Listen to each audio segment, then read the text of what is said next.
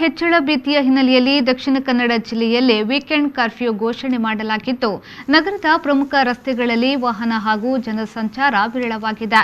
ದಿನಸಿ, ತರಕಾರಿ, ಮಾಂಸ, ಹಾಲು ಸೇರಿದಂತೆ ಅಗತ್ಯ ವಸ್ತುಗಳ ಅಂಗಡಿಗಳು ಬೀದಿ ಬದಿ ವ್ಯಾಪಾರಕ್ಕೆ ಬೆಳಗ್ಗೆ 5 ರಿಂದ ಮಧ್ಯಾಹ್ನ 2 ಗಂಟೆಯವರೆಗೆ ಅವಕಾಶವನ್ನ ನೀಡಲಾಗಿದೆ. ಆದರೆ ಗ್ರಾಹಕರ ಸಂಖ್ಯೆ ವಿರಳವಾಗಿದೆ. ಅಗತ್ಯ ವಸ್ತುಗಳ ಸಾಗಾಟದ ವಾಹನಗಳು, ದ್ವಿಚಕ್ರ ವಾಹನಗಳು ಮತ್ತು ಆಟೋ ರಿಕ್ಷಾಗಳು ಓಡಾಡುತ್ತಿವೆ.